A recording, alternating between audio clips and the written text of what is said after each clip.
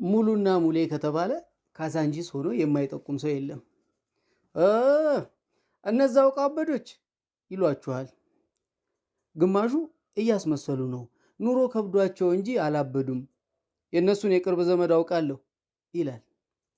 ግማሹ ደግሞ የለም ከአዲስ አበባ እዚህ ወሊሶ መጥተው ልጆቻቸውን ዋና እያስዋኙ በመሃል ልጆቻቸውን እዛው ገንዳ ውስጥ ጥለው ፍቅር ሊሰሩ ሲገቡ ሶስቱም ልጆቻቸው ሞተው ጠበቋቸው። የነዛ ህፃናት መንፈስ ነው የሚጫወትባቸው፣ በዛው አብደው ቀሩ ይላል። እኔ ግን አላውቅም። ሙሉና ሙሌን ሳያቸው እሱ ነገር አሁንም አለ እንዴ እየተባለ ፋሽኑ እንዳለፈበት ልብስ የሚቆጠረው ፍቅር ትዝ ይለኛል። በምሽት ጨረቃ በንጋት ፀሐይ ፍቅር መቀመጫ ቦታው ልብ ነው። ልብ ደግሞ ባደፈ ገላና ልብስ ውስጥም አለ እና ቦታው ተስማምቶት በሙሌና ሙሉ ልብ ውስጥም ጎዳና ላይ ሙሉ ሆኖ ይታያል። ስለነሱ ማወቅ ፈልጎ ቀርቦ ለማውራት የሚፈልግ ሰው አውቆ የሚመለሰው መፋቀራቸውን ብቻ ነው። ኖሮ የጣፈጠኝ አንቺን ስለሰጠኝ። አንዳንዴ ግን እኔም ልብ ውስጥ ጥርጣሬን ይጭሩብኛል። እውን አውቆ አበድ ካልሆኑ እንዴት በዚህ ልክ ጨዋ ይሆናሉ? እንዴት በዚህ ልክ ይፋቀራሉ? እውነት ግን ሙሌ የሙሉን ውሃ ነክቶት የማያውቀውን ገለዋል፣ መፋቂያ ከራቀው ዘመናት ያለፈውን ጥርሷል፣ ተባይ ከወረረው ጸጉሯ አሁንም ፍቅር ይዞት ነው ጥሏት የማይሄደው እላለሁ። በእርግጥ እሷስ ያደፈ ሰውነቱን አቅፋ እንዴት አስቻላት ብዬ ደግሞ አስባለሁ።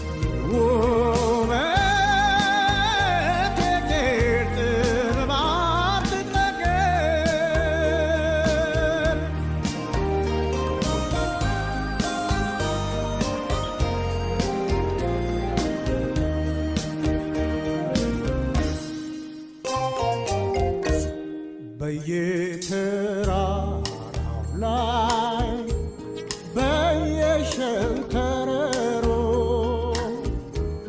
ብዙ ተጫውተናል ፍቅር።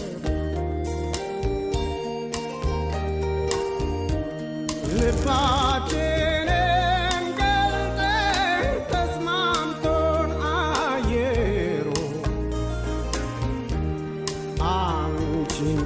ሙሉ አጠርና ወፈር ያለች ረጅም ዓመታት ብርድና ፀሐይ የተፈራረቁበት ድንቡሽቡሽ ያለው ፊቷ በጊዜው እጅ የሚያሰጥ ውብና ስንቱን ያጋደለ መልክ እንደነበራት አልደበቀውም።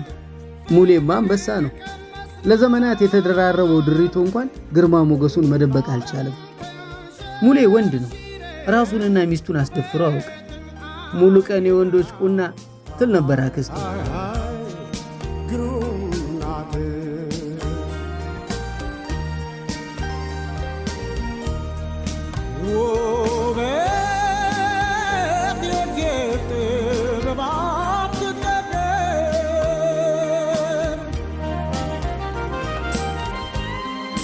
አንድ ቀን ግን እድል ከነሙሉ ሞቅ ያለ ጎጆ አልነበረችም። ሙሌ ረጅም ዓመት ሲያሰቃየው የኖረው አስሙ ከወትሮ ለየት ብሎ እነዛን ምስኪን ነፍሶች ከማይወጡበት ጭንቅ ውስጥ ከተታቸው። የፍቅር አስተማሪዋን የልጅነቷን ሙሌ እያጣጣረ ቁጭ ብላ መመልከት ያቃታት ሙሉ የሚቀመስ ፍለጋ ያለ ወትሯ ብቻዋን ወጣ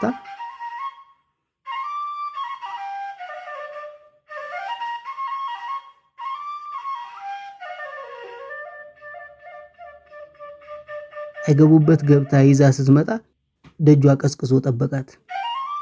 ሙሌ ሞገሷ፣ አስከባሪ ዓለሟ፣ ዘመደ ቢሷን የምታሳዝነው ሙሉን ትቷት ሄዷል።